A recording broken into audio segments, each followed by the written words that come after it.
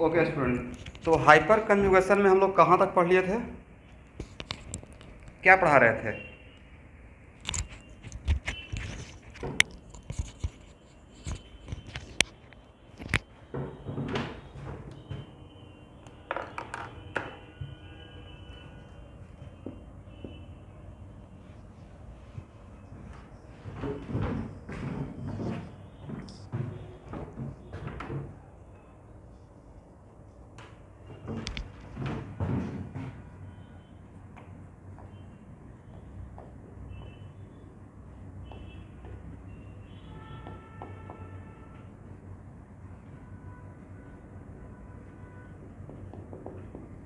ये कौन सा लेक्चर है? सेकंड?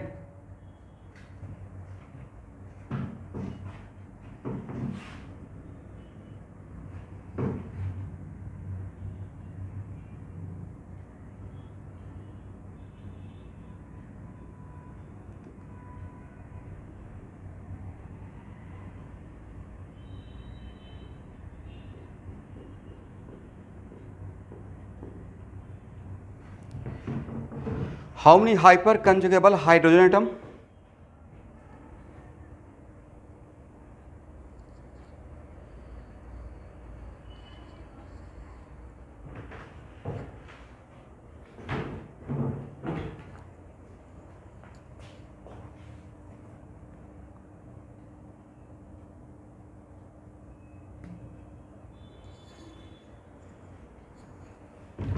तो यहाँ पे नंबर ऑफ हाइपर कंजुग, सब लोग ज्वाइन कर लिए है ना? क्लास स्टार्ट किया जाए।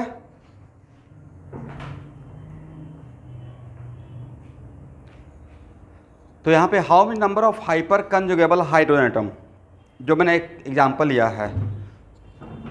तो सर यहाँ का हाइड्रोजन तो हाइपर कंजुगेशन पार्टिसिपेट नहीं करेगा, या यहाँ का हाइड्रोजन क्या करेगा?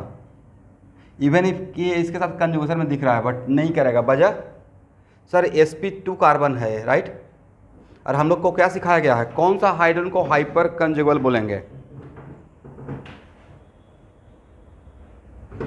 CH sigma of sp3, is it right? CH sigma of sp3।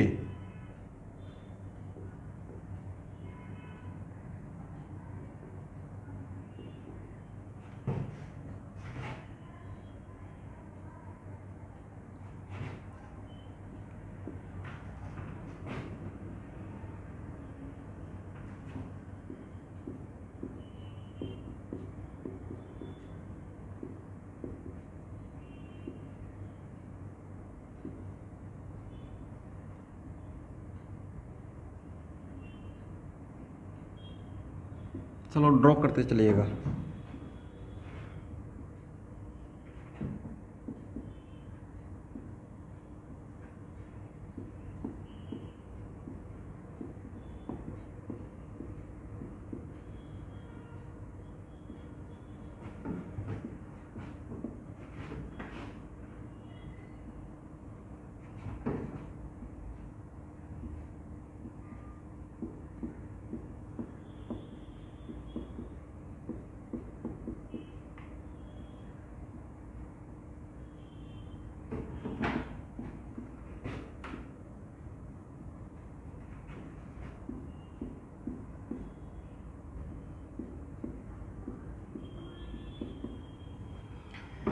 देखिए स्टूडेंट, आपको कितना नो बॉन्ड रेजोनेटिंग स्ट्रक्चर मिला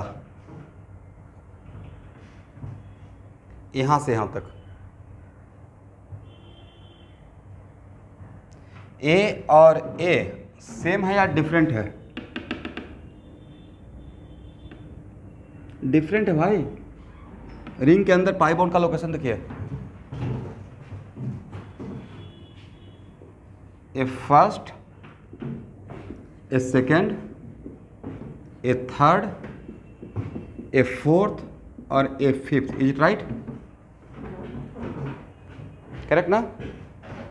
तो स्टूडेंट रिप्लाई किया कीजिएगा जब पूछूंगा तो इसमें total no bond resonating structure कितना फॉर्म होगा? मतलब कहने का मतलब आपके अकॉर्डिंग सिर्फ यही करेगा, बाकी ये दोनों तो नहीं करेगा, राइट?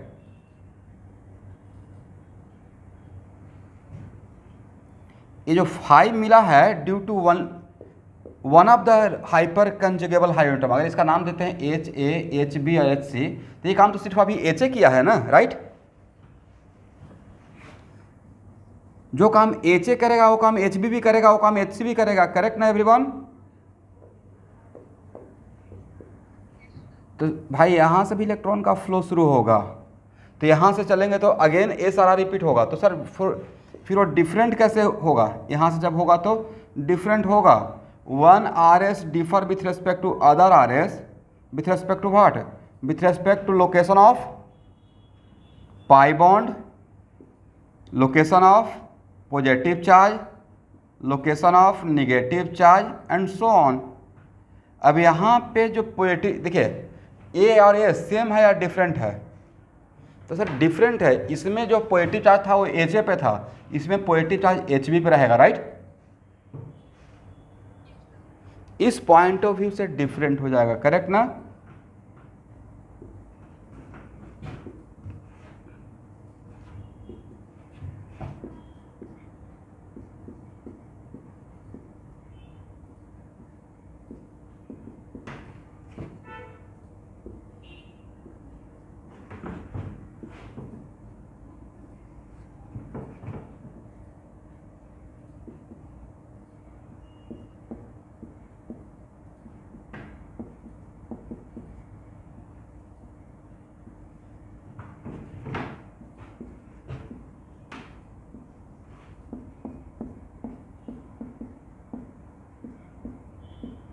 चलिए, इसका मतलब है कि HB से जब हम लोग इस हाइड्रोजन से स्टार्ट करेंगे तो आपने देखिए सर 2 इसमें रिपीट हो गया, first and fifth, is it right.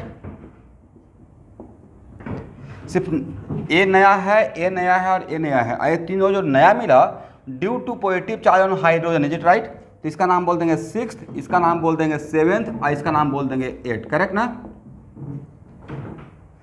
Similarly जब आप यहाँ से स्टार्ट करेंगे तो आपको नया कितना मिलेगा?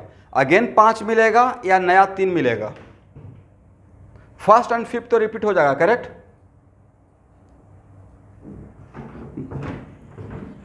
That's why total number of no bond resonating structure equal to, क्या हम लोग लिख सकते हैं 5 + 3 + 3 इक्वल टू 11।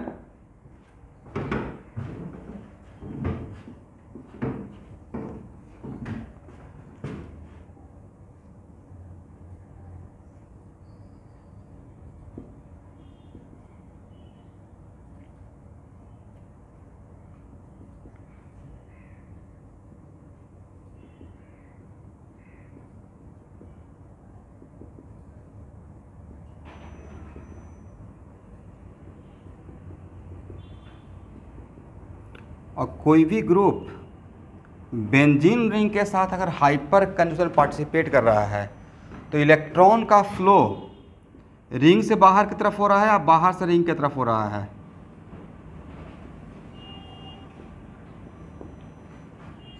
इलेक्ट्रॉन का फ्लो बाहर से रिंग की तरफ हो रहा है, राइट। इसका मतलब any group which are involving in hyper कंजूगेशन process with benzene ring, then it decreases the electron density in the ring या increases the electron density in the ring। और रेजोनेंस या इंक्रीज और रेजोनेंस या resonance के जैसा कोई भी process अगर बेंजीन के साथ होता है तो उसका impact effect ortho and para पे ही दिखता है, करेक्ट।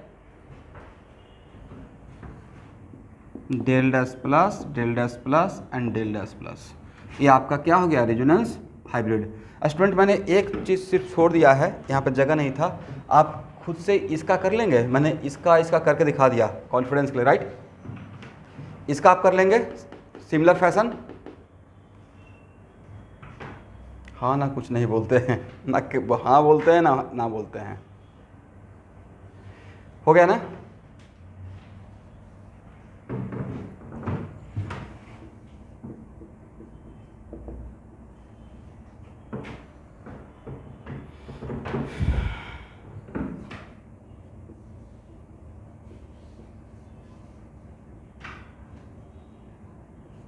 If any group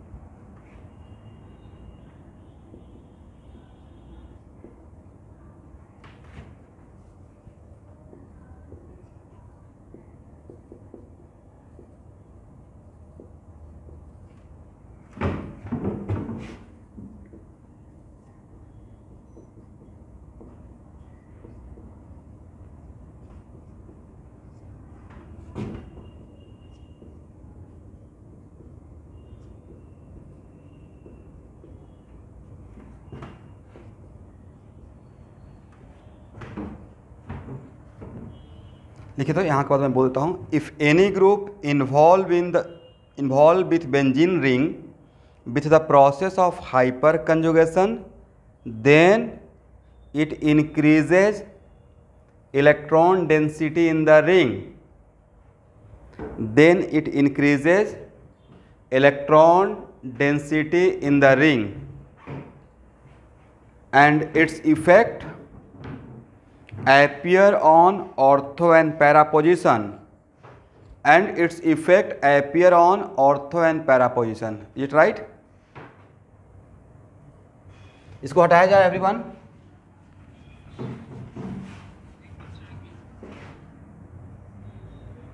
क्या प्रॉब्लम है भाई? हो गया?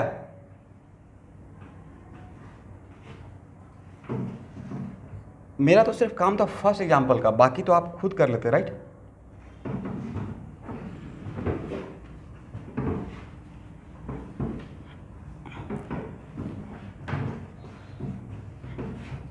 इसको हटाए।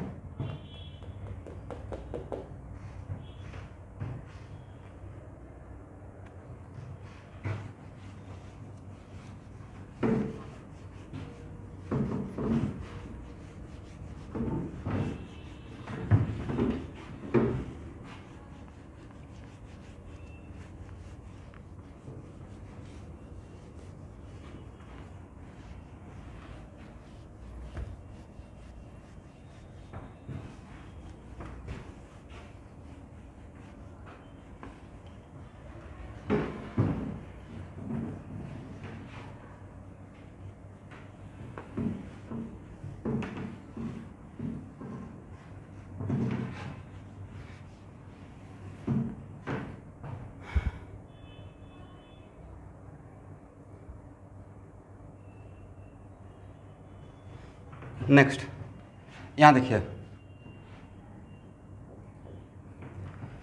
स्टूडेंट, रेजोनेंस या रेजोनेंस के जैसा, रेजोनेंस या रेजोनेंस के जैसा कोई भी प्रोसेस होता है तो उसमें कोई भी गिवन ग्रुप इलेक्ट्रॉन एक्सेप्टर है या डोनर है, इसको चेक करने के लिए क्या करते थे, किसके साथ अटैच करते थे?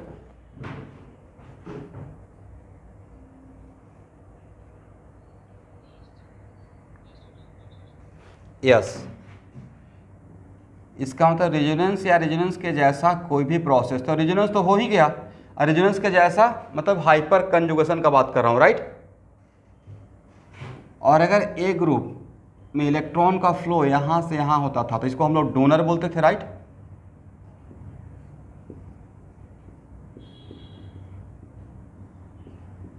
और अगर इलेक्ट्रॉन का फ्लो यहाँ से इसके तरफ होता था तो इसको हम लोग एक्सेप्टर बोलते थे, करेक्ट ना everyone?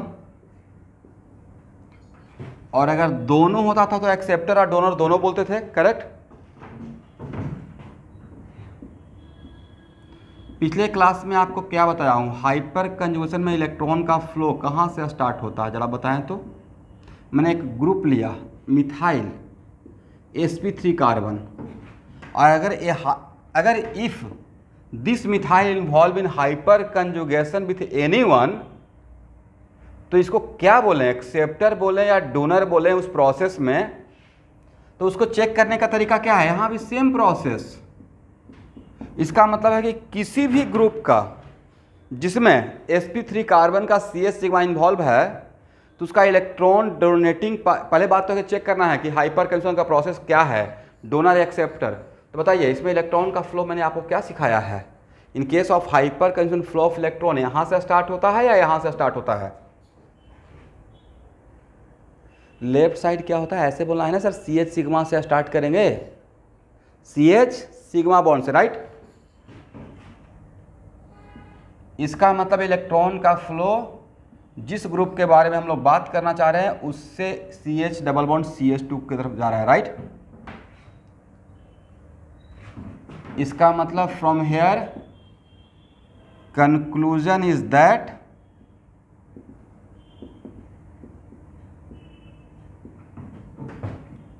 From now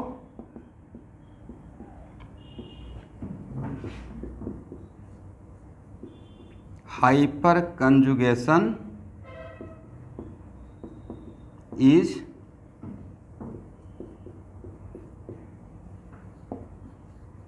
electron donating in nature, is it right? Electron withdrawing या electron donating in nature? Electron donating in, correct है एवरीवन?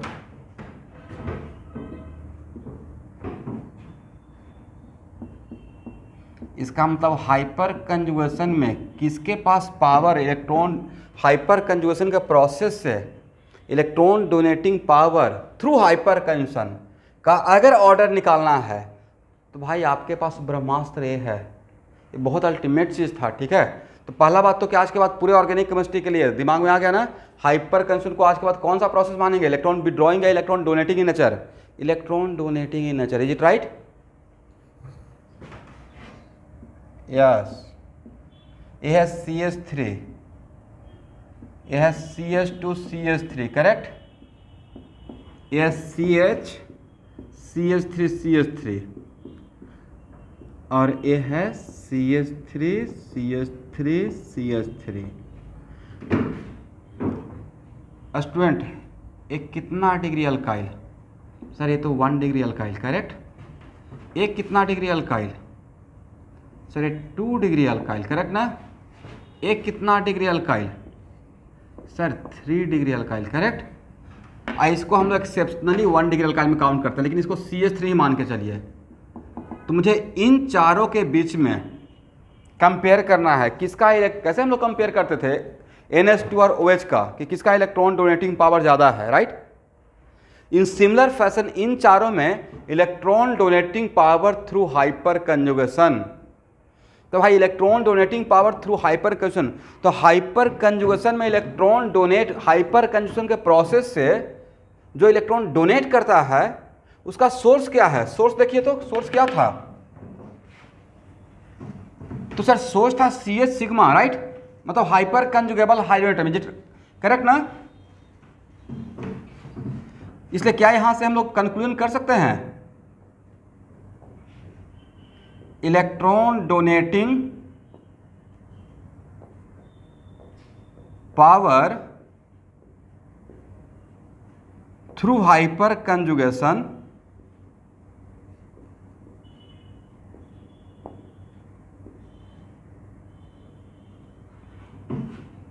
डायरेक्टली प्रोपोर्शनल टू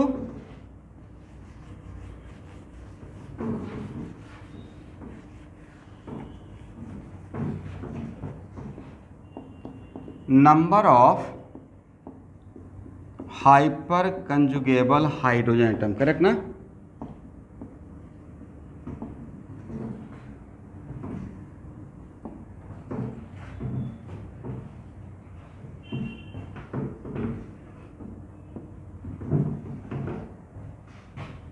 लिख लीजिए। अब इस चीज़ को यहाँ पे अप्लाई करके बताएं कि सबसे ज़्यादा इलेक्ट्रॉन डोनेटिंग पावर किसका रहेगा इन चारों में। Do it fast. किसका होगा?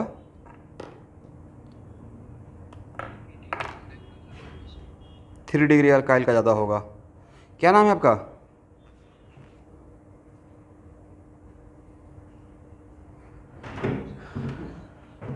अब और किसी का कोई आंसर? एनीवन?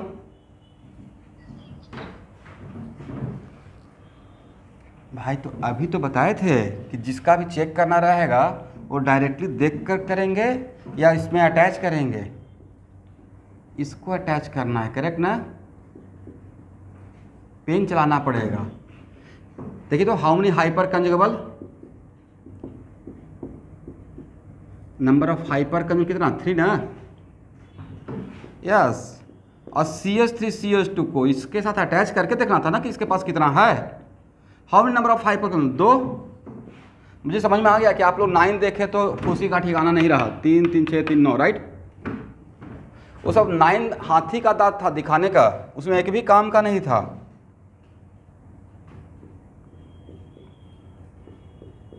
हाइपर कंजुगेशन के लिए देखिए यहाँ पे हाइड्रोजन क्या इसके साथ कंजुगेशन में है? CH sigma single bond, right?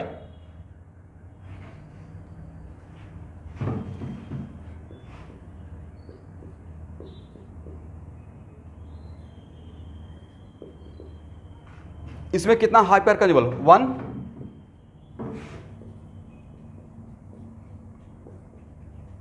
इसमें number of hyper कंजुगेबल 0, correct. This is the reason electron donating power through hyperconjugation. सबको समझ में आ गया एवरीवन?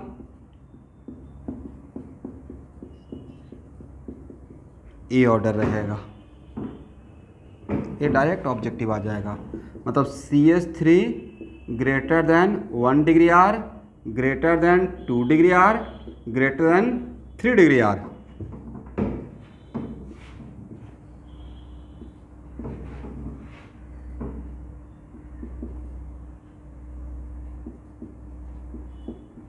ऑर्डर ऑफ इलेक्ट्रॉन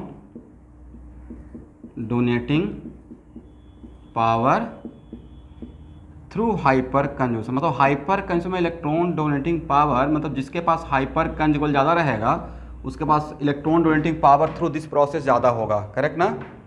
लिख लीजिए।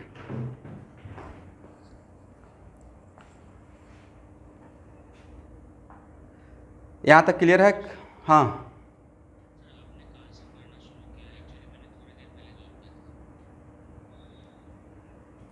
नहीं तो आपको वीडियो देखना पड़ेगा। ये थोड़ी देर नहीं, मैं तो 4 बजे से क्लास स्टार्ट कर दिया हूँ। बस हाँ, तो वहाँ से समझ में आएगा। उसके पहले 10 मिनट क्लास हुआ है, हो गया ना?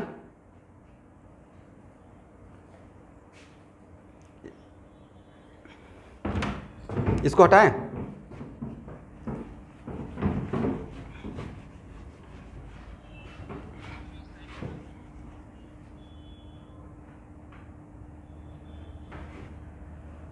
लिखिए भाई, हाथ चलाइए थोड़ा सा, ऐसे तो काम नहीं चलेगा। हो जाएगा तो बोलिएगा, क्योंकि ये बहुत बड़ा चीज़ है नहीं। हो गया ना?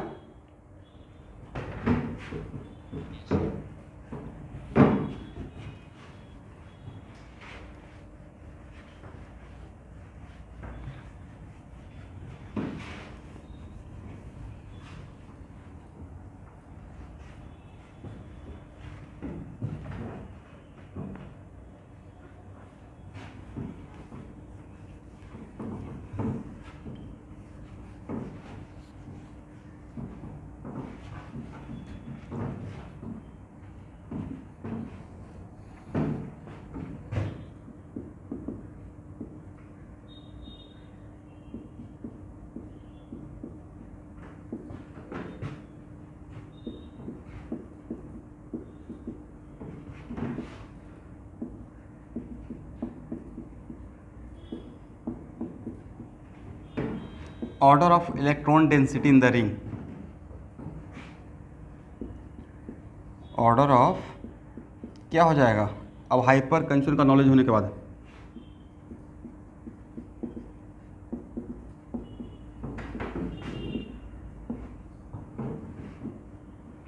भाई इसमें जब ये रिंग में इलेक्ट्रॉन डेंसिटी इंक्रीज, अब ये तो समझ में आ गया ना कि हाइपर कंजुगेशन डोनर होता है। जो भी हाइपर कंजुगेशन में पार्टिसिपेट करेगा, जिसके पास हाइपर कंजुगेबल जो हाइड्रोजन एटम है, एक्चुअली वो इलेक्ट्रॉन डोनेटिंग नेचर है पूरे ऑर्गेनिक केमिस्ट्री में। तो इसके पास ये है 3 हाइपर कंजुगेबल, है इसके पास कितना है? Looks like 5 but actually it is 2, right? इसके पास 1, looks like 7 but it is 1। इसका मतलब सबसे ज़्यादा रहेगा A greater than B greater than C, correct ना?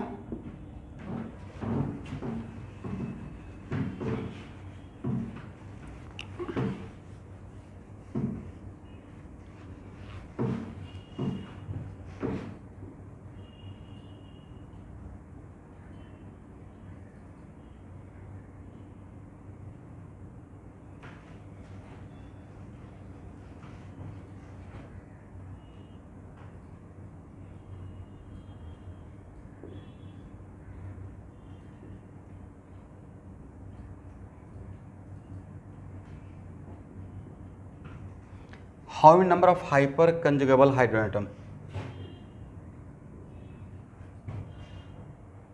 Number of hyper कंजुगेबल hydrogen atom कितना होगा?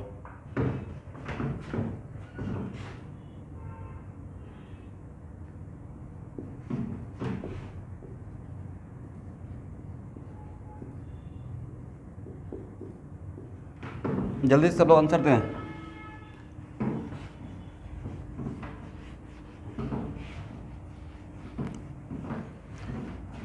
बाकी का क्या आंसर है?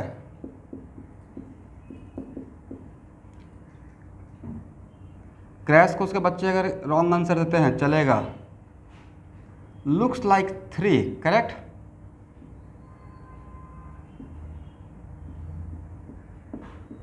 Three hyper कंजुगेबल।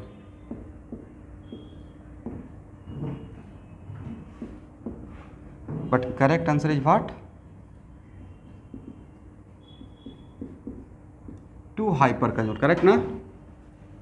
आप लोग समझ पाए कि मैंने 2 क्यों बोला? एनीवन?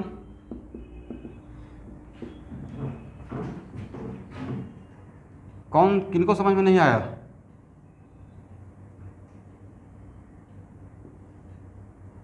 राजवीर से क्या?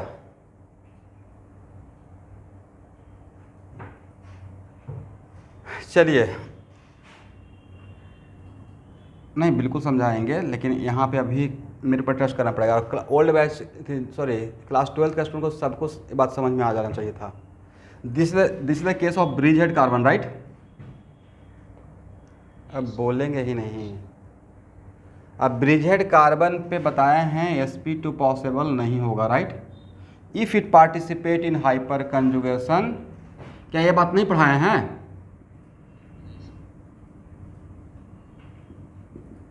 यही तो 2016 का नीट में क्वेश्चन था भाई।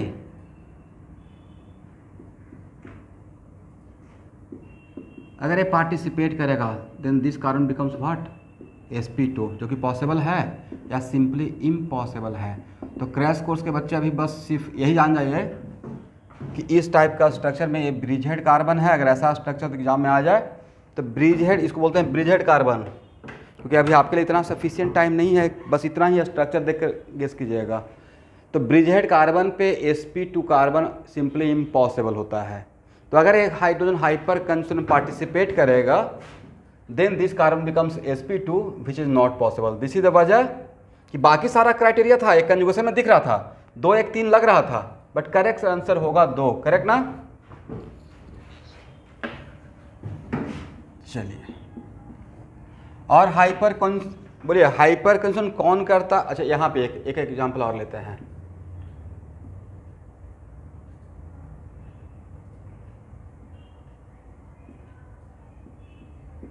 How many hyper कंजुगेबल hydrogen atom? तो क्या is it the case of bridge head, या इसको फ्यूज्ड बाईसाइक्लो नाम दिए थे नोमेनक्लेचर में? Fused bicyclo, correct. तो मैंने बोला था ब्रिज हेड पे नहीं होगा बट फ्यूज्ड पे होगा, राइट? इसका मतलब है कि यहाँ पे कितना हाइपर कंजुगेबल? तो सर 2 2 4 2 6 और एक यहाँ का 7, राइट? देन इस केस में इस डबल बॉन्ड के रेस्पेक्ट में नंबर ऑफ हाइपर कंजुगेबल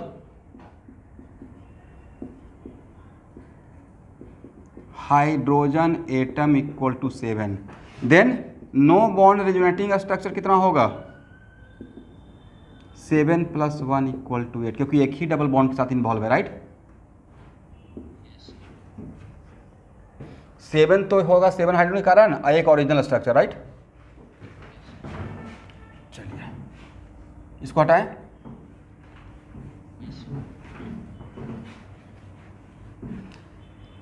अब नेक्स्ट, हाइपर कंजुगेशन किसके किसके साथ हो, कौन करता है और किसके किसके साथ करता है? तो sir hyper conjugation sp3 carbon का CH सिग्मा करता है, राइट? और किसके साथ करता है स्टूडेंट? अल्कीन का पाई बॉन्ड के साथ करता है, अल्काइन के पाई बॉन्ड के साथ करता है, कार्बोकैटायन के साथ करता है और फ्री रेडिकल के साथ करता है, करेक्ट ना? और सबसे बड़ी बात है कि सर हाइपर कंजुगेशन किसके साथ नहीं करता वो भी पता चल गया है। लोन पेयर और निगेटिव चार्ज के साथ नहीं सोचेंगे। अब समझ में आएगा कि क्यों नहीं सोचेंगे। यहाँ देखिए, if this one participate in hyper conjugation, तो मान लेते हैं कि आप इसका लोन पेयर के साथ कंजुगेशन देखते भी हैं, तो CH sigma single bond lone pair, correct ना? CH sigma single bond lone pair, ए भी इलेक्ट्रॉन डोनेटिंग इन नेचर और ए भी इलेक्ट्रॉन डोनेटिंग इन नेचर। क्या रेजोनेंस या रेजोनेंस के जैसा कोई भी प्रोसेस में ए अलाउड है? दिस इज द वजह। अब समझ में आ गया कि hyper conjugation lone pair negative charge क्यों नहीं करता है। तो लोन पेयर नेगेटिव चार्ज वो भी रेजोनेंस में इलेक्ट्रॉन डोनर है, और हाइपर कंजुगेबल हाइड्रोजन एटम वो भी रेजोनेंस में इलेक्ट्रॉन डोनर है। तो डोनर और डोनर आपस में रेजोनेंस नहीं करेगा। It right? चलिए,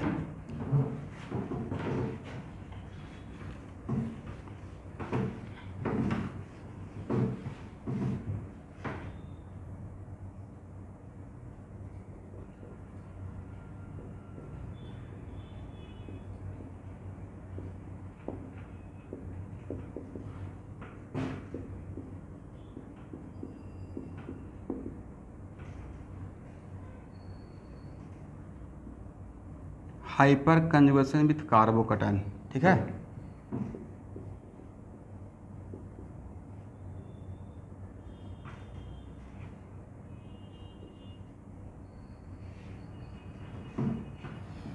बोलिए, how many hyper कंजुगेबल hydrogen atom?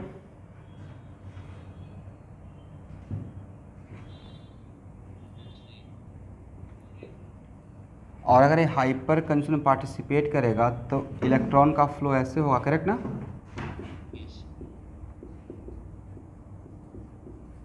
और कार्बोकैटायन के साथ जब हाइपर कंजुगेशन हो रहा है तो कार्बोकैटायन से इलेक्ट्रॉन ले रहा है या दे रहा है? दे रहा है। तो इसमें तो यहाँ पे कितना रेजोनेटिंग स्ट्रक्चर बनेगा? सिर्फ एक बनेगा या चार रहेगा? सर चार रहेगा। एक ए जैसे किया वैसे ए भी करेगा, वैसे ए भी करेगा, एक ओरिजिनल, राइट? इसका मतलब हाई। और कल का रिएक्शन मैकेनिज्म के क्लास के बाद कोई भी charge particle for better stability अपना चार्ज का अमाउंट कम करना चाहता है या ज़्यादा करना चाहता है? कम करना चाहता है। तो कोई भी डोनर ग्रुप और कोई भी एक्सेप्टर, इन दोनों में किसमें कार्बोकैटायन का ज़्यादा स्टेबिलिटी रहेगा? मोर स्टेबल या लेस स्टेबल, राइट? तो इस कॉन्सेप्ट के बाद क्या यहाँ पे कंक्लूजन दे सकते हैं कि hyper conjugation process if any group involved in hyper conjugation with carbocation, then it stabilize the carbocation by way of donating the electron by the process of hyper conjugation, because hyper conjugation electron donating in nature, right? पूरे organic chemistry के लिए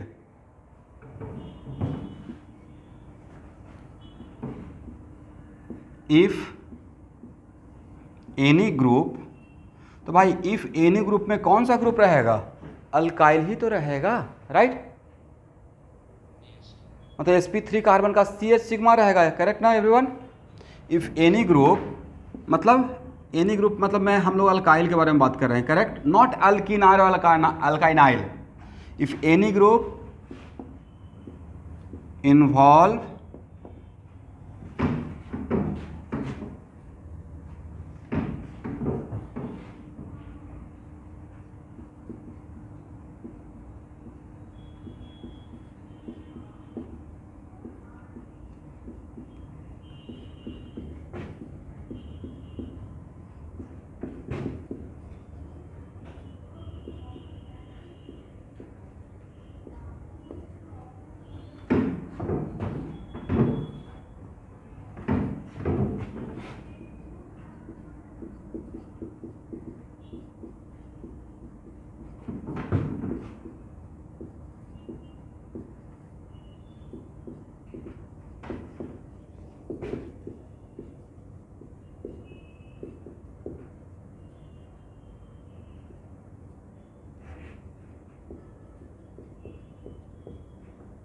मैं पढ़ दूंगा, पहले लिख दीजिए।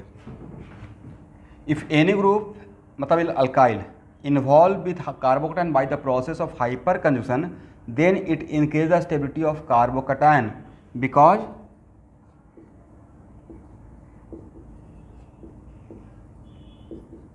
Hyper conjugation is electron donating in nature, correct ना? लिख लीजिए। ठीक है एवरीवन।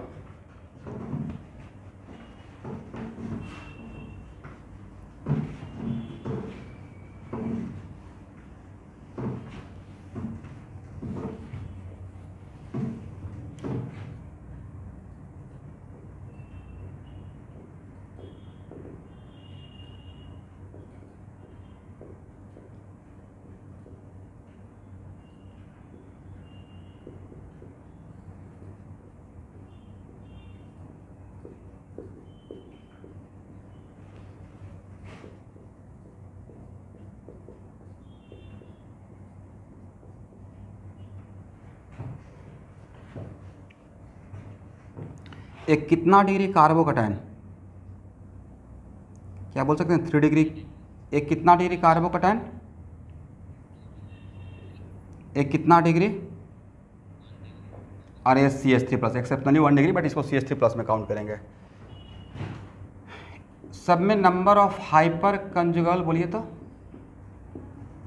हाइपर कंजुगेबल हाइड्रोजन एटम, इसमें कितना है 0 ना, इसमें कितना है 3, इसमें कितना होगा 3 इधर से और 3 इधर से, राइट। और इसमें कितना होगा स्टूडेंट 9। तो सबसे ज़्यादा कौन सा कार्बोकैटायन स्टेबलाइज होगा bye way of hyper conjugation?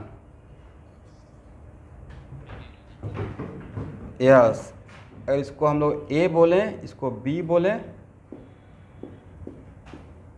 इसको C बोले और इसको D बोलें, then D greater than C greater than B greater than A, stability of carbocation, correct ना। इसका मतलब आज के बाद जनरलाइज कर रहे हैं 3 degree R+ greater than 2 degree R+, greater than 1 degree R+, greater than CH3+, stability of carbocation.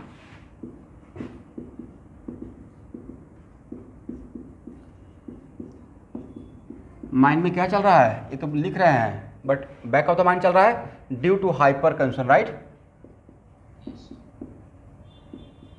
अब देखिए इस छोटा सा बात के लिए रिएक्शन मैकेनिज्म जब SN1 पढ़ रहे थे, आपको नहीं था कि SN1 बिना इस कॉन्सेप्ट का आगे नहीं बढ़ सकता था रिएक्टिविटी का के लिए।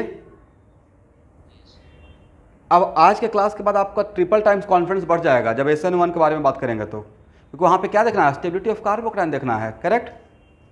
अब भाई जितना भी RH रहेगा, हाइड्रोजन डेरिवेटिव हेलो अल्केन रहेगा, सब में X- लिविंग ग्रुप बनकर जाएगा, तो वहाँ पे R+ ही बनेगा, या तो 1 डिग्री 2 डिग्री नहीं तो 3 डिग्री, करेक्ट।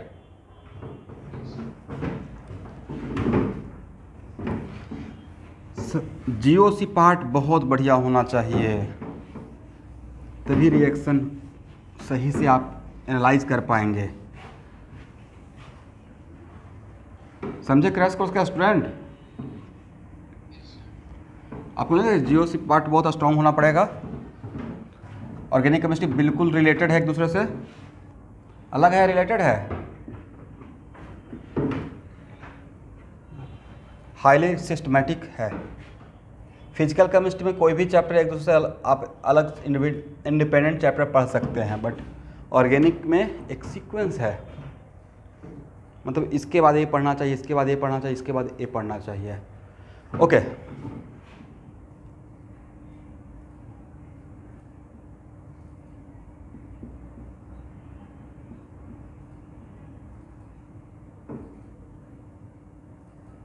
इसमें देखिए ये 2016 का जो एग्ज़ाम था मेडिकल का, इसी टाइप का कुछ क्वेश्चन, मतलब कार्बोकैटायन नहीं तो फ्री रेडिकल, कुछ इसी टाइप का क्वेश्चन था जिसमें नंबर ऑफ हाइपर कंजुगेबल। अब इसमें नंबर ऑफ हाइपर कंजुगेबल तो सर देखने से तो लग रहा है 5, करेक्ट। 3 यहाँ का, 2 यहाँ का, करेक्ट ना, और 1 यहाँ का, सॉरी देखने से लग रहा है 6, 1 2 3 4 5 6, 3 4 5 6, बट करेक्ट आंसर क्या रहेगा, 6 रहेगा या 5 रहेगा। नंबर ऑफ हाइपर कंजुगेबल 6 या 5, सर 5। अगर ए हाइपर कंजुगेशन पार्टिसिपेट करेगा तो according to Bredt's rule it is not possible to generate sp2 carbon on bridge head carbon, right.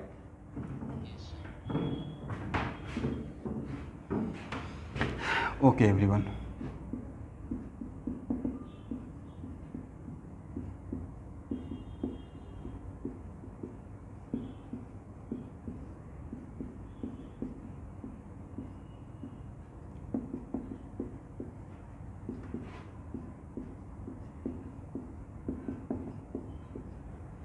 इन तीनों में स्टेबिलिटी का ऑर्डर क्या होगा? Stability of carbocation.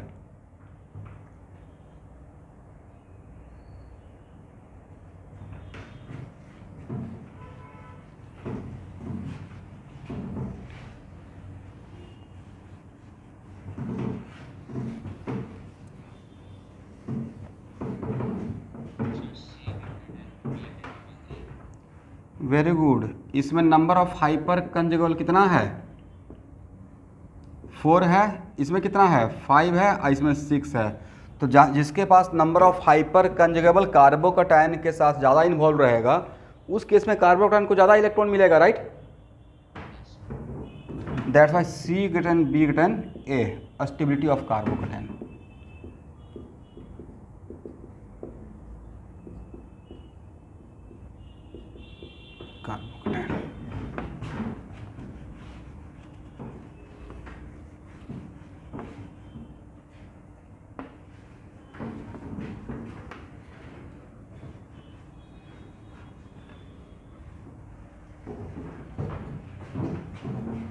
ठीक है ना?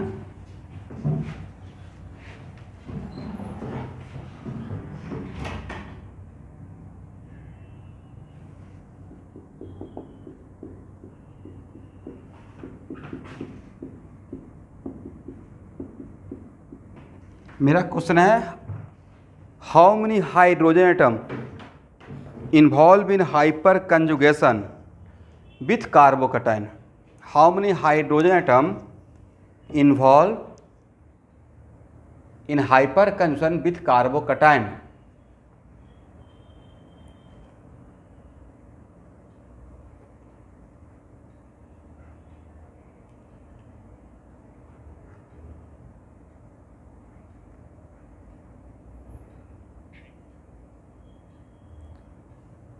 एवरीवन, दर्शना 7,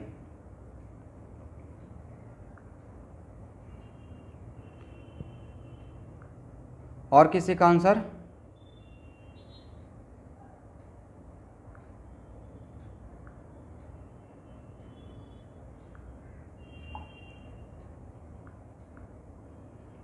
फोर,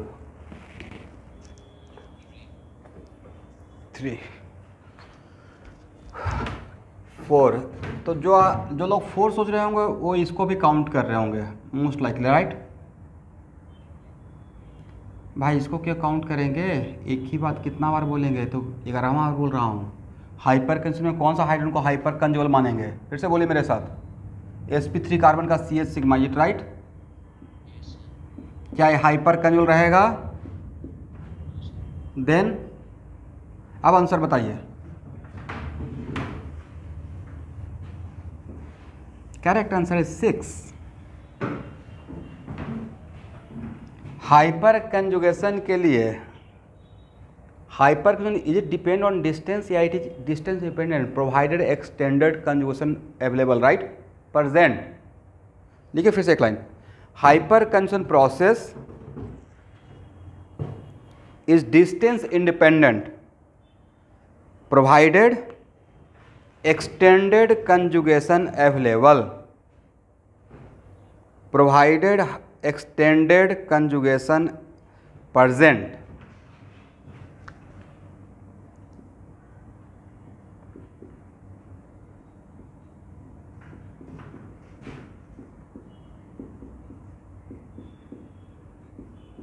देखिए CH sigma single bond positive charge, is right? मतलब सर ये तीनों तो होगा। यहाँ पे देखते हैं ये भी तो sp3 कार्बन है। इसका CH sigma single bond double bond single bond positive charge. जिस डबल बॉन्ड को मैं बीच में ला रहा हूँ वो डबल बॉन्ड हाइपर कंजुगेशन के बीच में आ सकता है, इन्वॉल्व होता है, राइट? क्योंकि अल्कीन का और अल्काइन का पाई बॉन्ड को इन्वॉल्व कर सकते हैं। करेक्ट ना एवरीवन? दिस इज द वजह this hydrogen atom also involve with carbocation by the process of hyper conjugation, correct. This is the reason कि यहाँ का 3 और यहाँ का 3 हम लोग हाइपर कंजुगेशन के लिए एडजेसेंट देखेंगे या कंजुगेशन देखेंगे। कंजुगेशन टर्म अपने आप में डिस्टेंस इंडिपेंडेंट है, राइट। इसका मतलब मोस्ट ऑफ द जनता का आंसर आ रहा था नंबर ऑफ हाइपर कंजुगेबल, कितना, conjugable hydrogen atom equal to 3, but correct answer 3 रहेगा या 6 रहेगा। और sp2 का फिर से लेना है या आज के बाद इस पर रहम कीजिए, sp2 का नहीं लेना है। कितना बार तो बोल चुके, कौन करता है प्रश्न, sp3 कार्बन का CH सिग्मा, ये तो पोएम बन गया। किसके साथ, अल्कीन के साथ, अल्काइन के साथ, कार्बोकैटायन के साथ और फ्री रेडिकल के साथ, राइट।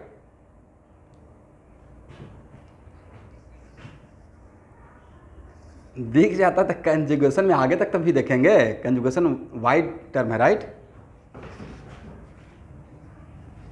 हो गया ना। चलिए देखिए, मैं आपको डाउन नहीं दे रहा हूँ, एक टीचर का एक तो फंडामेंटल राइट है कि थोड़ा सा पढ़ाते हुए स्टूडेंट को डांट भी लें, बट मेन इंटेंशन है कि उस टाइप जितना भी एग्जाम्पल ले रहे हैं तो हर एग्जाम्पल में कुछ सिखाने के लिए ले रहे हैं। मुझे ये बात पता है ना कि यहाँ पे मिस्टेक होगा, तभी तो ले रहा हूँ। जनरल एग्जाम्पल थोड़े लेने का कोई मतलब है जिसका आंसर आप खुद दे सकते हैं, राइट।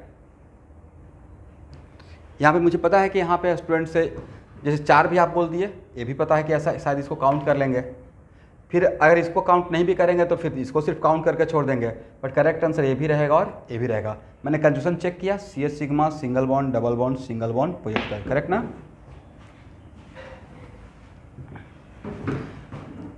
इसका मतलब दिस कार्बोकैटायन, अब बताइए दिस कार्बोकैटायन स्टेबलाइज बाय कौन कौन सा फैक्टर, ये तो रेजोनेंस भी तो करेगा इसके साथ, राइट। और रेजोनेंस में ए ग्रुप क्या है, डोनर भी और एक्सेप्टर दोनों है, करेक्ट ना। C double bond C homoatomic, इसका मतलब this carbocation stabilize by plus m of this pi bond as well as 6 hyper conjugable, correct. ये बात बोल सकते हैं, दिस कार्बोकैटायन स्टेबलाइज बाय कौन कौन सा, plus m of this group as well as 6 hyper conjugable. Plus m का मतलब ये भी इलेक्ट्रॉन डोनर और हाइपर कंजुगेशन का प्रोसेस भी इलेक्ट्रॉन डोनर। और कार्बोकैटायन को स्टेबलाइज करने के लिए क्या चाहिए, इलेक्ट्रॉन डोनर ग्रुप, राइट।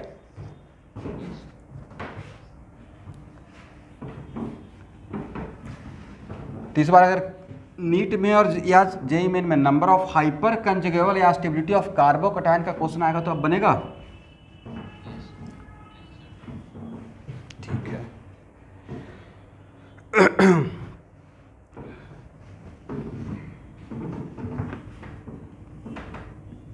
और सॉलिड स्टेट का आएगा तो नहीं बनेगा, जहाँ तक पढ़े हैं। हाइट कितना था HCP का, 24R √2/3 था क्या,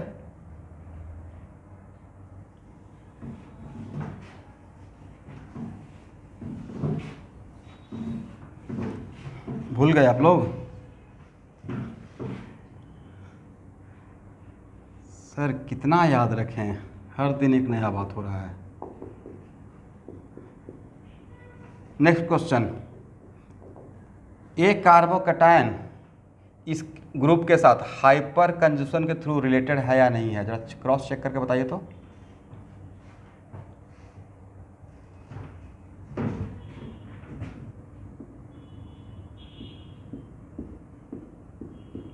तो आप लोग को याद होगा मैं बताया था कि बेंजीन रिंग पे अगर एक एक्सेप्टर लगा हुआ हो, करेक्ट ना, और अगर एक डोनर है और एक्सेप्टर और डोनर एक दूसरे के रेस्पेक्ट में ऑर्थो या पैरा पोजिशन पर रहता है तो दोनों आपस में रिलेटेड रहता है, करेक्ट। तो ये तो यहाँ पे डोनर है ना, और फिर भी अगर ट्रस्ट नहीं है तो चेक कर लेंगे, ऐसे पढ़ेंगे CH sigma, single bond, double bond, single bond, double bond, single bond, positive charge, correct ना। इसका मतलब both are also related through hyperconjugation। Correct है एवरीवन? चलिए, तो इस एग्जाम्पल भी आपको कॉन्फिडेंस दे दिया कि हाइपर कंजुगेशन डिस्टेंस इंडिपेंडेंट।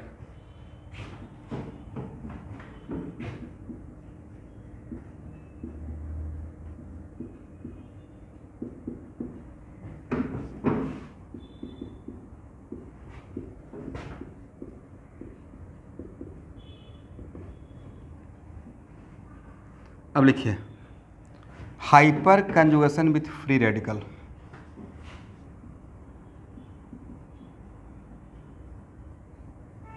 यहां देखिए student, free radical electron rich है या इलेक्ट्रॉन डिफिशिएंट है? अगर इसका हम लोग लुईस डॉट स्ट्रक्चर अगर ड्रॉ करेंगे, सही से अगर लुईस डॉट स्ट्रक्चर ड्रॉ किया जाए, ठीक है एवरीवन, तो how many electron around this carbon?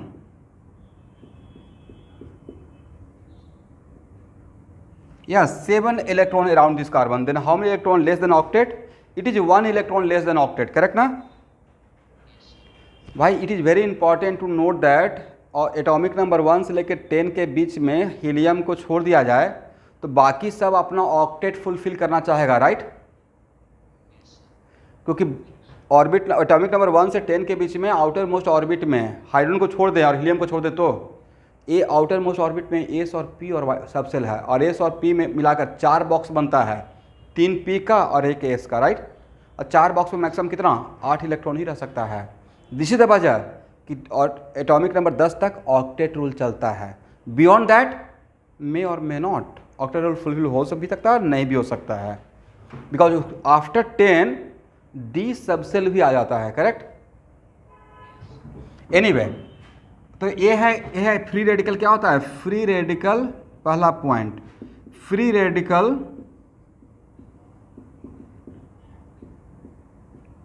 और इलेक्ट्रॉन डिफिशिएंट। करेक्ट ना?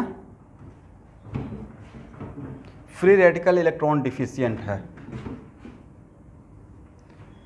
और हाइपर कंजूगेशन का प्रोसेस क्या है? Donor, electron donor. करेक्ट? तो ये इलेक्ट्रॉन डिफिशिएंट है और हाइपर इलेक्ट्रॉन डोनर है, तो बढ़िया जमेगा। इसको इलेक्ट्रॉन चाहिए, वो इलेक्ट्रॉन दे रहा है, राइट? दिस इज द वजह कि hyper कंजूगेशन process also related with free radical. Correct ना?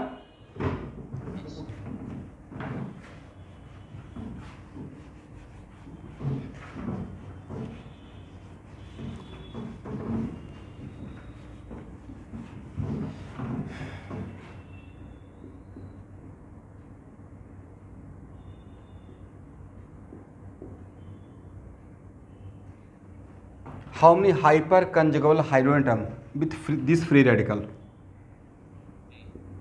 3।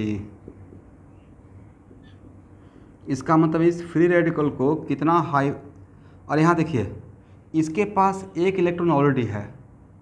अब इसको कितना इलेक्ट्रॉन चाहिए? अगर ये बॉन्ड बनाना चाहेगा तो कितना इलेक्ट्रॉन चाहिए इसको बॉन्ड बनाने के लिए? 2 चाहिए या 1 चाहिए? 1 चाहिए। दैट्स भाई यहाँ से कंप्लीट एरो को लेके जाएंगे या हाफ एरो? हाफ एरो जाएगा स्टूडेंट। तो नेक्स्ट क्वेश्चन कि सर हाफ एरो से बॉन्ड बनेगा क्या? एक इलेक्ट्रॉन से बॉन्ड बनेगा? बिल्कुल नहीं बनेगा, बट एक ए भी तो देगा। एक यहाँ से गया, एक कार्बन और एक, बट इसको ऐसे दिखाएंगे नहीं, ये दिखाया नहीं जाता है। डिफॉल्ट पता है कि ये एक यहाँ से जा रहा है तो एक ये देगा। और ये जब यहाँ पे बॉन्ड बन गया तो अब देखिए तो इस कार्बन का ऑक्टेट फुलफिल हो गया according to Lewis dot structure. Yes. सिर्फ यही करेगा या ये दोनों भी करेगा? तो इसका मतलब है कि इसमें कितना total number of hyper conjugable, इस एग्जांपल के लिए टोटल नंबर ऑफ हाइपर कंजुगेबल कितना? सर नंबर ऑफ हाइपर कंजुगेबल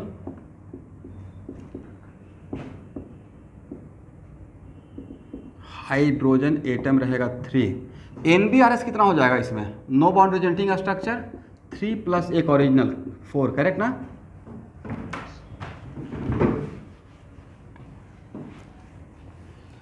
तो फ्री रेडिकल इलेक्ट्रॉन डिफिशियंट है, तो जो भी इसके इलेक्ट्रॉन डिफिशियंसी को ज़्यादा खत्म करेगा, जो भी इलेक्ट्रॉन डिफिशियंसी इसका ज़्यादा से ज़्यादा खत्म करेगा, मतलब इसको जो ज़्यादा इलेक्ट्रॉन डोनेट करेगा, फ्री रेडिकल का इलेक्ट्रॉन डिफिशियंसी कैसे कम होगा, बाय इलेक्ट्रॉन विड्रॉइंग ग्रुप या by electron donating group.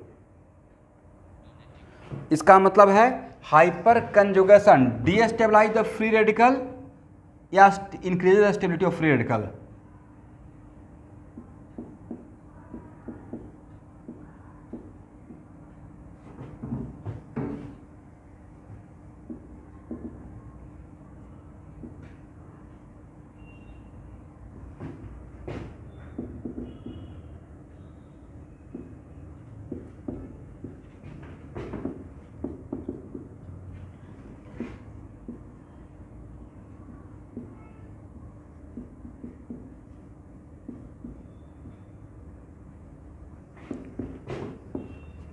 Any group related with free radical through the hyperconjugation process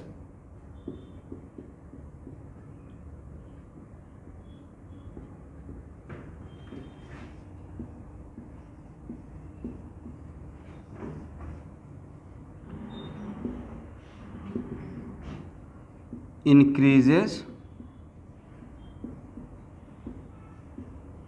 the stability of free radical। ठीक है ना, हो गया।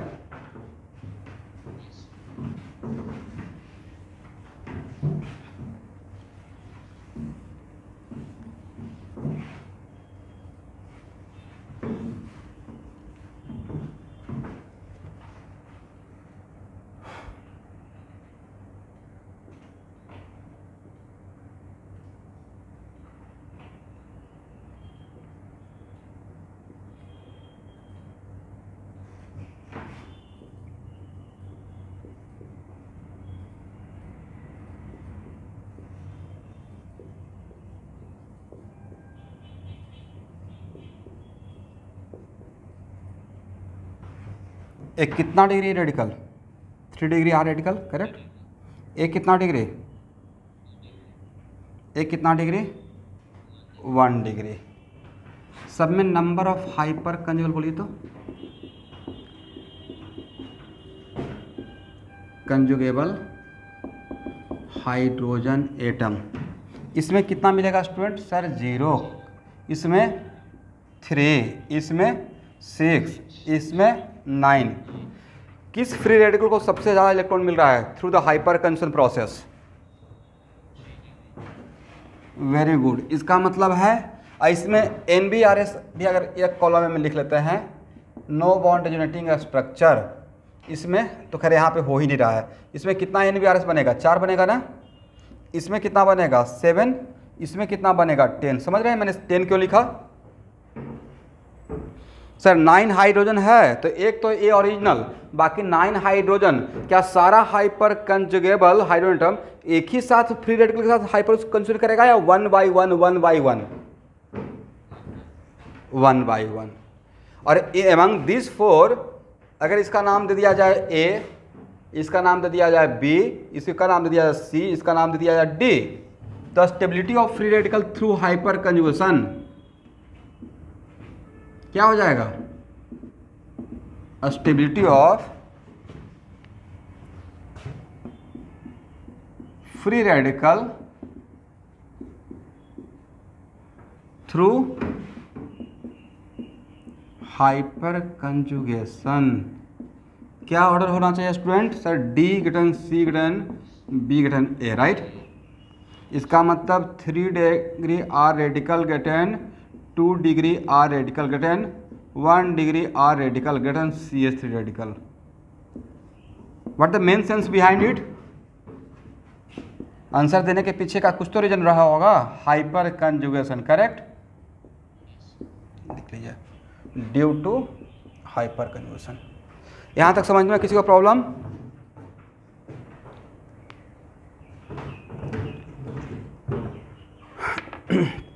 हो गया ना?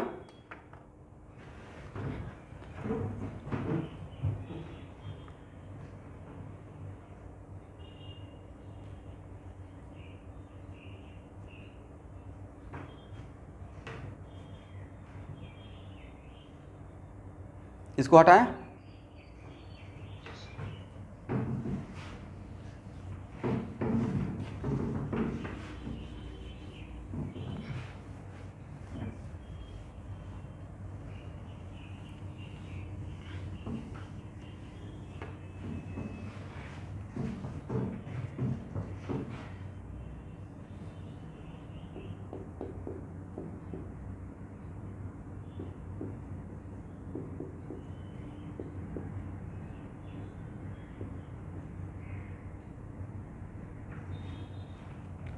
बोलिए दोनों में कितना हाइपर कंजुगेबल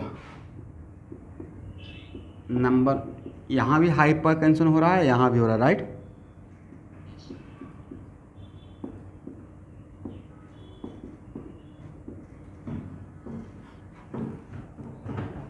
आप किसी को खाने पे इनवाइट कर रहे हैं और कोई ऑलरेडी 5 स्टार होटल से खाना खा के निकल रहा है, वो ज़्यादा आपके इनविटेशन को एक्सेप्ट करेगा या जो 2 दिन से भूखा है वो ज़्यादा एक्सेप्ट करेगा? हार्टली।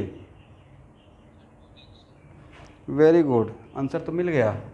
यहाँ पे नंबर ऑफ हाइपर कंजुगेशन 3, यहाँ पे नंबर ऑफ हाइपर 3। मेरा क्वेश्चन था ए और बी में कहाँ पे हाइपर कंजुगेशन एग्जॉस्टिव वे में ऑपरेट होगा, ज़्यादा ऑपरेट होगा, ज़्यादा होगा, even if both having 3 hyper conjugation, right?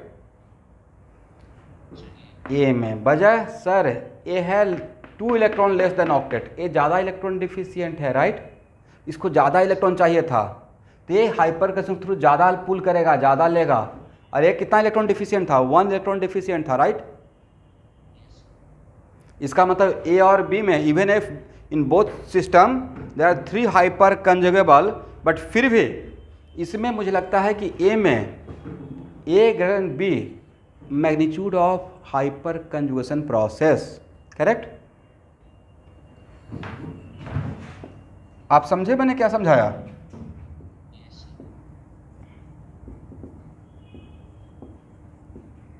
देखिए यहाँ पे जब क्लास लेने के टाइम पे जब बताते रहते कि हाँ यहाँ पे ऐसे होगा, बट ये जब डीके का प्रॉब्लम बनाइएगा ना तब मेरा लाइन बाय लाइन वहाँ पे मिलते जाएगा कि अच्छा सर ने यहाँ पे ये बात बोला था। अभी लग रहा है क्यों होगा, ऐसा आएगा क्या? तो ऐसा आएगा नहीं आएगा वो सब कुछ वहाँ पे है। खुद के पास से तो मैं ऐसा आइडिया ला नहीं रहा होगा, या पढ़ाते वक्त 1-8% एक्स्ट्रा आ सकता है, बट कहीं ना कहीं से इन्फ्लुएंस हूँ, राइट?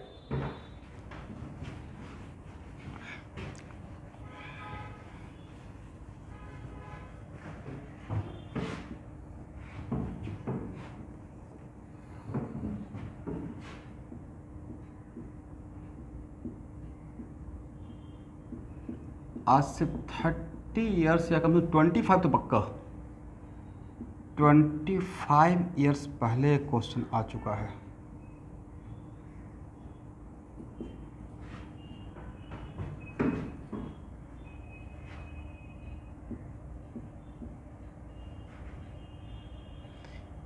एक कौन सा ऑर्बिटल है, पाई ऑर्बिटल या सिग्मा ऑर्बिटल? सिग्मा बॉन्ड बनने जो सिंगल बॉन्ड रहेगा वो तो सिग्मा रहेगा, राइट? Sigma orbital. और this bond is form due to overlapping of sp3 and 1s, राइट? तो क्वेश्चन ए पूछा हुआ है कि हाइपर कंजुगेशन में हाइपर जो प्रोसेस होता है इसमें इलेक्ट्रॉन का ट्रांसफर, तो hyper conjugation transfer of electron through the pi pi conjugation या सिग्मा पाई कंजुगेशन, मैंने क्या लिखवाया था? पहला ही लाइन तो लिखवाया होगा, in hyper conjugation transfer of electron through sigma pi conjugation, is it right? तो हाइपर कंजुगेशन में किसके किसके बीच में ओवरलैपिंग होता है? ये हो गया सिग्मा ऑर्बिटल, ये है प्योर ऑर्बिटल, करेक्ट? इस कार्बन का हाइब्रिडाइजेशन है sp2, तो दी और ए पॉजिटिव चार्ज कौन सा ऑर्बिटल में रहेगा? क्या आपने पॉजिटिव चार्ज के लिए कोई ऑर्बिटल पॉजिटिव चार्ज आप ऐसे इसको देखेंगे तो इसका कोऑर्डिनेशन नंबर 3 कोऑर्डिनेशन नंबर इस कार्बन का अ लोन पेयर 0, करेक्ट ना। तो क्या स्टेरिक नंबर में आप कार्बोकैटायन को काउंट किए? तो क्या कार्बोकैटायन को हम लोग हाइब्रिड ऑर्बिटल देंगे? सर नहीं देंगे। तो जब कार्बोकैटायन को हाइब्रिड ऑर्बिटल देंगे ही नहीं तो कार्बोकैटायन प्योर पी में रहेगा, राइट, क्योंकि पी तो 2 ही इन्वॉल्व हुआ sp2 में, दैट्स वाई ये प्योर पी में रहता है। कहाँ रहता है? Pure P orbital. और अगर हाइपर कंजूशन करेगा तो यहाँ पे कौन सा बॉन्ड बनाएगा? पाई बॉन्ड बनाएगा, राइट। तो मेरा लुकआउट ये नहीं है प्योर पी ऑर्बिटल, और बिकॉज यहाँ पे अगर हाइपर कंजूशन करने के बाद ये पाई बॉन्ड बनाएगा तो प्योर पी, इसको आप पाई ऑर्बिटल भी बोल सकते हैं प्योर पी को। अरे है मेरा सिग्मा ऑर्बिटल। इसका मतलब हाइपर कंजूशन में, in hyper conjugation overlapping takes place between, पहला ऑप्शन पाई पाई ऑर्बिटल मतलब प्योर पी, दूसरा option sigma pi orbital, third option sigma sigma orbital, D none of this. Correct answer क्या रहेगा? Sigma orbital pi orbital, correct ना।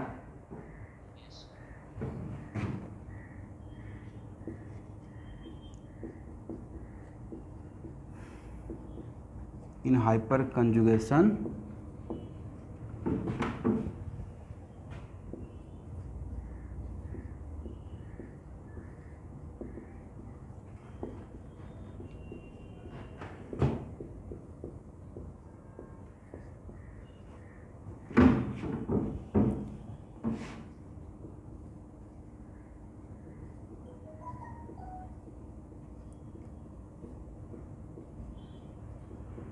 ये already IIT का objective आ चुका है जो मैंने यहाँ पे अभी को आपको समझाया, ठीक है,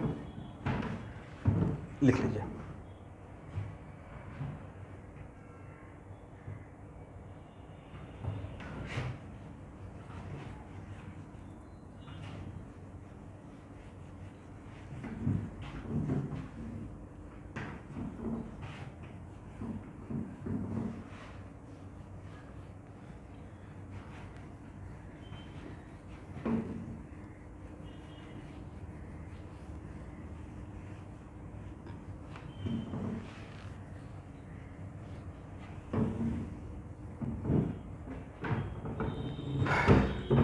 यहाँ तक हो गया everyone?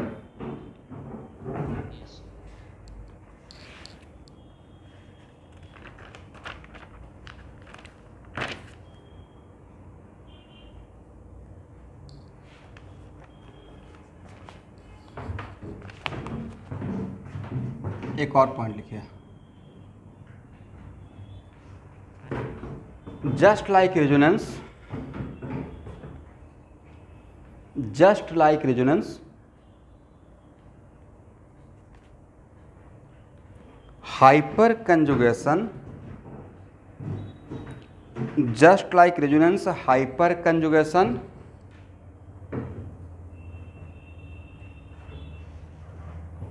also increases the stability of molecule. Just like resonance, hyperconjugation also increases the stability of molecule by way of releasing, पहले रेजोनेंस में some amount of energy release होता था, उसका नाम क्या था? Resonance energy. तो हाइपर कंजूगेशन का दूसरा नाम क्या है? No bond resonance. तो यहाँ पे जो एनर्जी रिलीज होगा मॉलिक्यूल से उसका नाम क्या रहेगा? No bond resonance energy, is it right? By way of releasing no bond resonance energy. फिर से एक बार मिला लीजिए, just like resonance, hyper conjugation also increases stability of molecule by way of releasing no bond resonance energy.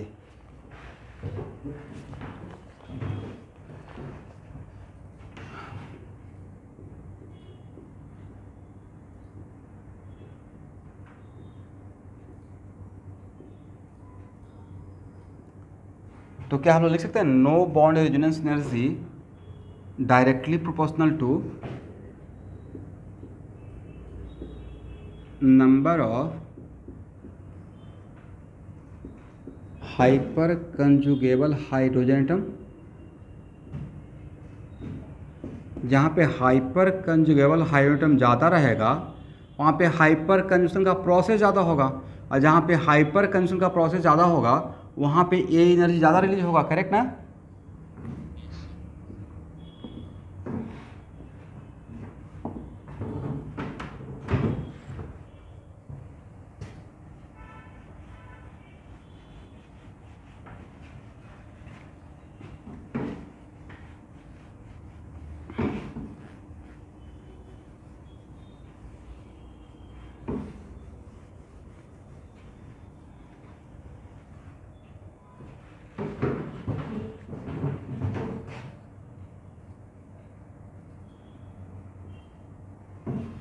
देखिए student, ए alkyne को क्या बोलेगा? मोनो सब्स्टिट्यूटेड या zero substituted, without any substituent, right?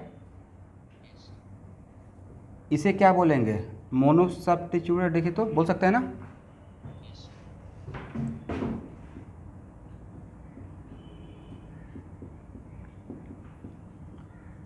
एक रूल, बहुत फेमस रूल है जिसका नाम है सेडजेफ रूल। नाम सुने हैं?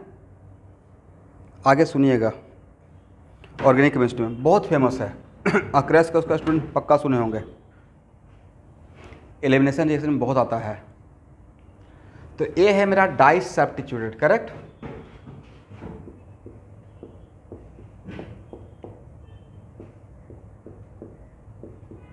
और ए है ट्राई सब्स्टिट्यूटेड,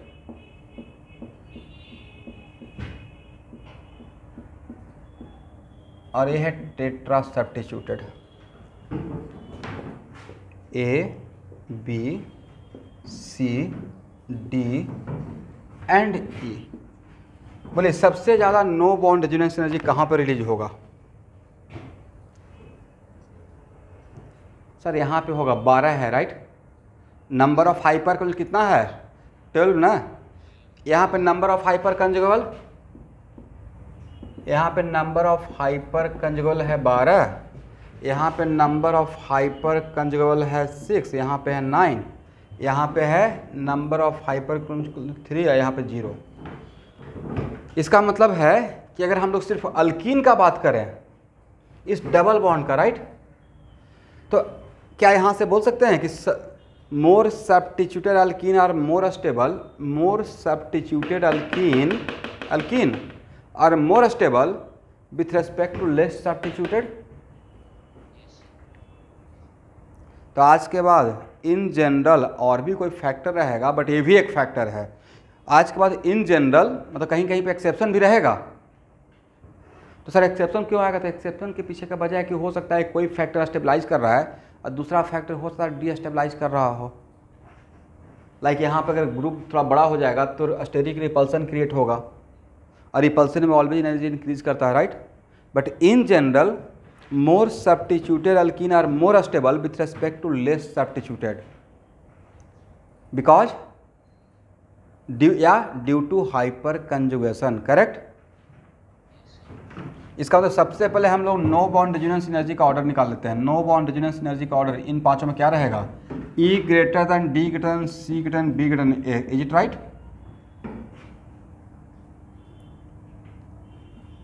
तो एक जनरल कंक्लूजन क्या है?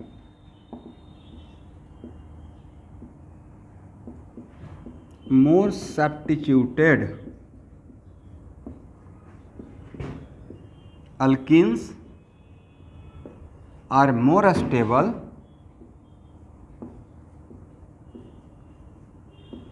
with respect to less substituted alkene। Reason क्या देंगे स्टूडेंट?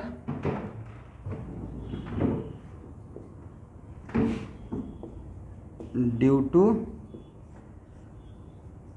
हाइपर कंजुगेशन, करेक्ट ना? लिख लीजिए और नीचे नोट करके लिख लीजिएगा। ये स्टेटमेंट बहुत सारा रिएक्शन में बहुत बार आएगा। आज मैंने इसको हाइपर कंजुगेशन में राइट प्लेस यही था बताने का, बट ये बात दूसरे जगह बोलते रहेंगे। क्या बताइए? मतलब बहुत सारा ऐसा रूल है जिसमें वन ऑफ द रूल है सेडजेफ रूल, और भी रूल है तो वहाँ पे ये रहता है जो अल्कीन ज़्यादा, कौन सा अल्कीन ज़्यादा स्टेबल कौन सा कम स्टेबल रहता है, हम लोग वहाँ पे क्या देखेंगे, मोर सब्स्टिट्यूटेड अल्कीन ज़्यादा स्टेबल रहेगा with respect to less due to no bond resonance energy, इसमें ज़्यादा रिलीज होगा। और किसी भी सिस्टम से एनर्जी ज़्यादा रिलीज कर रहे हैं तो उस सिस्टम का स्टेबिलिटी इंक्रीज करेगा, करेक्ट। ओके, यहाँ पे इसे हटाएं।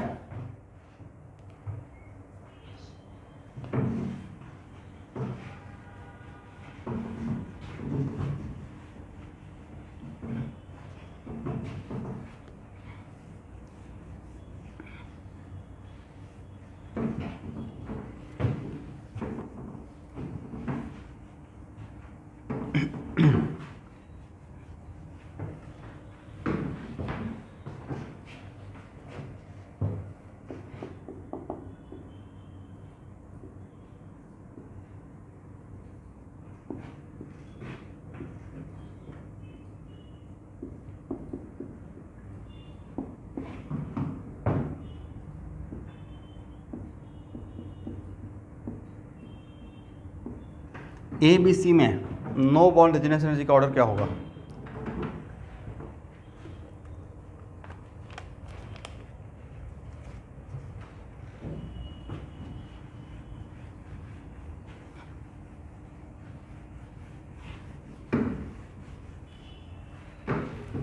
बोलिए एवरीवन।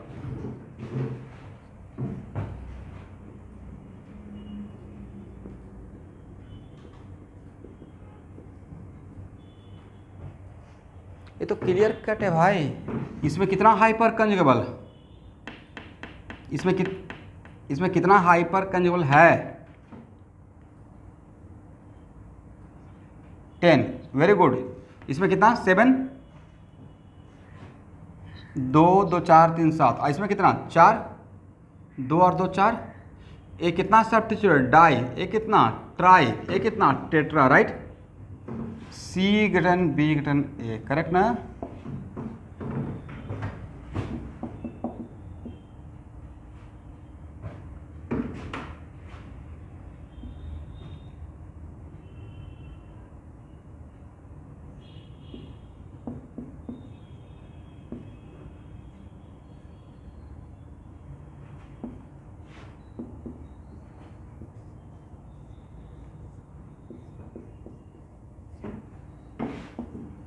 ए बी सी में नो बॉन्ड रेजोनेंस एनर्जी का ऑर्डर क्या होगा?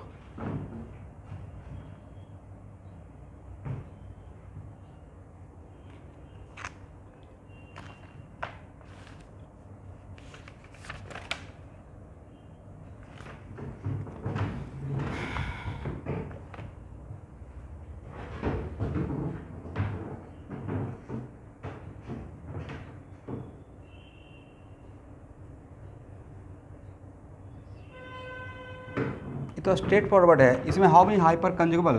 3 2 5 2 7, राइट। इसमें कितना हाइपर कंजुगेबल? सर यहाँ का 1, यहाँ का 3, करेक्ट ना? कितना हो जाएगा? 4। यहाँ पे कितना? Only 2, it right? That's wise answer क्या रहेगा? सी बी ए। सबको समझ में आ गया मैंने क्या बताया यहाँ पे? एवरीवन, थोड़ा सा आप लोग भी कभी कभी मौन व्रत अपना तोड़ सकते हैं।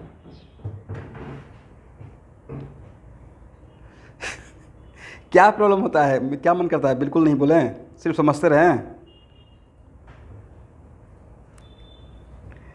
सर इतना कौन कष्ट करेगा बार बार म्यूट अनम्यूट, राइट?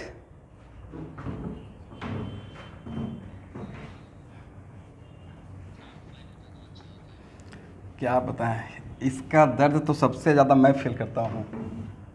ऑफलाइन रहता तो अभी हम लोग बहुत आगे रहते सिलेबस में, समझे? जितना मैं क्लास ले रहा हूँ उसके अकॉर्डिंग बहुत आगे निकल चुके होते हैं, राइट? आप तो कुछ शशांक को ऑफलाइन क्लास किए भी नहीं लगता। ऑफलाइन क्लास का रिदम ही कुछ और रहता है, एनर्जी लेवल ही टीचर का और स्टूडेंट दोनों का अलग रहता है। अब प्लस यस ऑफलाइन क्लास तो देखिए, लेकिन ये जो होता है कुछ भी ख़राब नहीं होता, सब अच्छा होता है, ये मान के चलिए। कम से कम एक बात तो क्लियर हो गया ना, जैसे ये चीज़ें जो जो आज ऑनलाइन पिछले 2 साल में जो सैचुरेशन पॉइंट पे ऑनलाइन हो गया, पूरा दुनिया ऑनलाइन पे आ गया, राइट। ये बात होते होते 10 साल लगता है और कहीं ना कहीं बैक ऑफ द माइंड बच्चों को लगता है कि अच्छा दिल्ली से क्लास ऑनलाइन ले रहे हैं। एक इसको सोशल सोसाइटी में एक प्रेस्टीज का बात बनते रहता है कि मैं दिल्ली से ऑनलाइन क्लास पढ़ रहा हूँ, राइट। ये भ्रम टूट गया सबका कि ऑफलाइन क्लास अल्टीमेट है, करेक्ट। मन में जो भ्रम था ना, ये टूट गया कि हाँ ऑफलाइन का क्लास का जगह कोई ले ही नहीं सकता भाई। कितना भी स्मार्ट बोर्ड आ जाए, चौक लेके जो पढ़ाते हैं टीचर, अभी भी आईआईटी में चौक से क्लास होती है या इस पे जो क्लास हो रहा है। स्मार्ट बोर्ड में मुझे इतना एग्जाम्पल लिखना पड़ता है, उसमें तो ऐसे ही करते रहेंगे कहाँ पे क्या लिख रहे हैं, वो फील आएगा। मतलब टीचिंग है ना भाई, कुछ तो एक टीचर के जैसा फील आना पड़ेगा। कितना हाईटेक कीजिएगा चीज़ों को, ओरिजिनल है। इसलिए ठीक है, आफ्टर 30 ईयर्स जब हम लोग इस लाइन को छोड़ चुके होंगे, दुनिया कुछ और होगा। बट सिंपल सी बात है कि पिछले 30 कम से कम 25 ईयर से एच.सी. वर्मा चल रहा है और अभी भी चल रहा है। इरोडोप पिछले 100 साल पहले लिखा गया था। एस एल ओनी जिसको तोड़कर एस.के. गोयल कितना सारे बुक बना है, इरोडोप से ही क्वेश्चन को ले लेकर आईआईटी कितना क्वेश्चन सेट किया है, वहाँ से कितने टीचर इन्फ्लुएंस होकर इरोडोप का सोल्यूशन कर रहे हैं। प्रेस्टीज का बात है, मतलब बहुत अच्छे टीचर हैं, हाई लेवल का कॉन्सेप्ट है। तो वो सब जो बुक है, जो बेसिक है, वो कभी ख़त्म नहीं होगा। उसमें इसका मतलब बेसिक ये भी बात है, ऑफलाइन क्लास और होना भी नहीं चाहिए।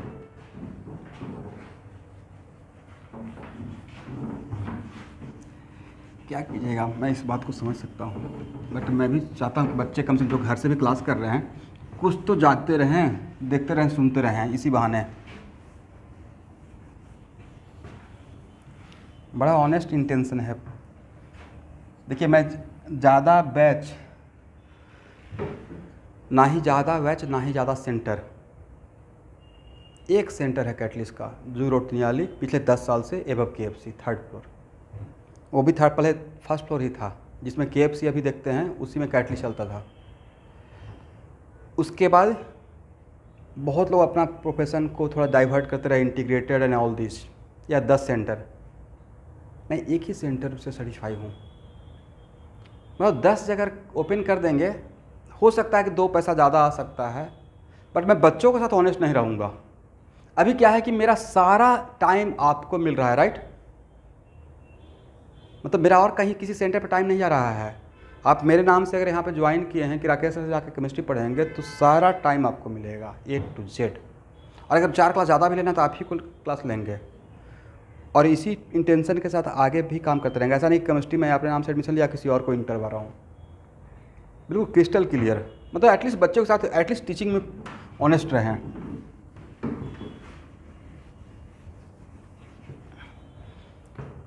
ओके एवरीवन,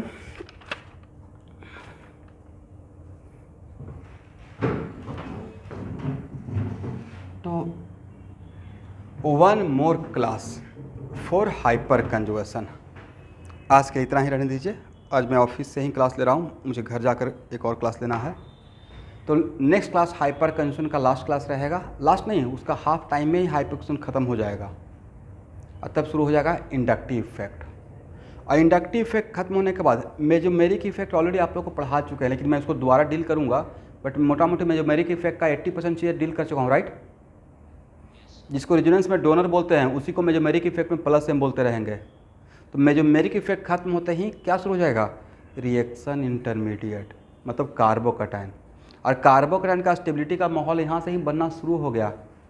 तो कार्बोकैटायन वगैरह पढ़ा ही नहीं पाते अगर आपको हाइपर कंजुगेशन वगैरह नहीं आएगा।